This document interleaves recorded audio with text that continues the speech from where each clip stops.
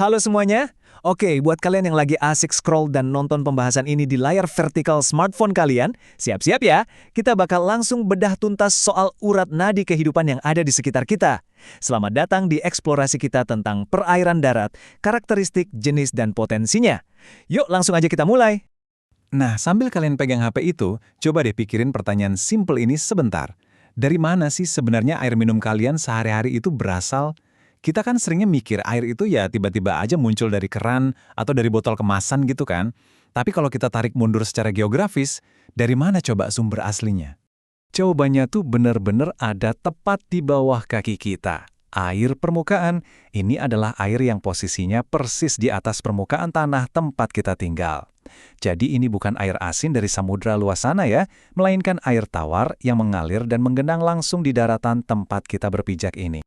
Oke, kita masuk ke bagian pertama. Apa sih sebenarnya perairan darat itu? Kalau secara definisi, perairan darat itu adalah sekumpulan air yang ada di daratan. Dan pada dasarnya ini tuh air tawar, guys. Beda banget sama laut yang asin ya. Perairan darat inilah yang ibaratnya memompa kehidupan ke semua makhluk darat. Tanpa perairan ini, kelangsungan hidup kita sebagai manusia, hewan, dan juga tumbuhan, wah, mustahil banget bisa terjadi. Lanjut ke bagian kedua. Karakteristik perairan darat. Jadi gini, perairan darat itu kan terbentuk dari proses siklus hidrologi ya. Pas hujan turun terus mengisi cekungan-cekungan di bumi. Ciri fisiknya tuh khas banget. Arusnya tuh cenderung tenang, terus erosinya itu mengarah ke samping, yang mana bikin jalur sungainya jadi berkelok-kelok meliuk gitu. Dan kalau musim hujan lebat datang, area-area ini bisa berubah jadi benar-benar becek dan berlumpur. Terus apa sih bedanya sama lautan? Nah, perairan darat itu didominasi sama air tawar yang kandungan ionnya super rendah. Kebalikannya, air laut itu pekat banget sama garam dan konsentrasi ionnya tinggi abis. Perbedaan simpel inilah yang bikin air darat jadi sumber konsumsi utama kita sehari-hari. Sekarang kita masuk ke bagian ketiga, 3 jenis perairan darat. Tipe yang pertama, pastinya kalian udah familiar banget, sungai. Karena adanya gravitasi bumi, air sungai ini nggak pernah diam. Dia punya daya erosi yang kuat banget dan mengalir dinamis dari area hulu yang bergelombang di dataran tinggi, terus membelah daratan ke bawah menuju hilir di elevasi yang lebih rendah. 2,5 juta hektar. Gila, angka yang luar biasa banget kan? Tahukah kalian kalau perairan darat terbesar di seluruh Asia Tenggara itu letaknya ada di negara kita sendiri, di Indonesia. Tepatnya di Sumatera Selatan. Coba deh bayangin sebentar seberapa masifnya volume air tawar yang kita punya di sana.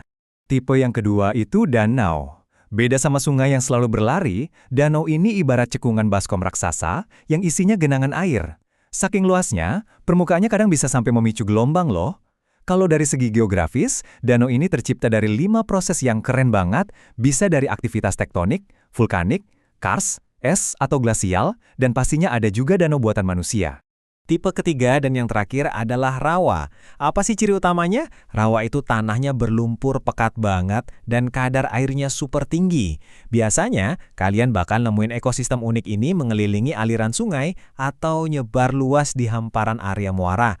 Nah, rawa itu terbagi 2 ya. Ada yang kadang-kadang tergenang, ada yang selalu tergenang. Rawa yang tergenang permanen ini punya satu rahasia mematikan. Kalian nggak akan bisa pakai tanahnya buat bertani. Gini prosesnya. Air yang selalu menggenang bikin sisa tumbuhan dan hewan membusuk di dalamnya. Nah, proses pembusukan ini bikin tingkat keasaman air naik drastis jadi ekstrim banget.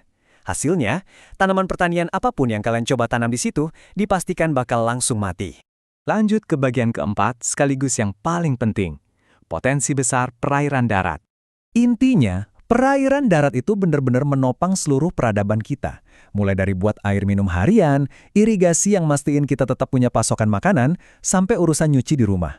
Tapi lebih kerennya lagi, arus deras dari danau atau sungai itu sering dipakai buat memutar turbin untuk menghasilkan listrik. Betul banget, aliran listrik yang mungkin sekarang lagi kalian pakai buat nge-charge HP vertikal yang ada di tangan kalian ini. Luar biasa banget kan? Kalau ngelihat segudang manfaat tadi, menjaga urat nadi air tawar kita di daratan itu udah bukan sekedar pilihan lagi ya, tapi syarat mutlak biar umat manusia bisa terus bertahan hidup. Jadi, pertanyaan besarnya buat kita semua sekarang, gimana sih cara kita menjaga dan melindungi sisa air permukaan yang paling vital ini buat generasi masa depan? Coba kalian renungkan. Makasih banyak udah nemenin eksplorasi kita kali ini, teruslah penasaran dan sampai jumpa di pembahasan seru berikutnya.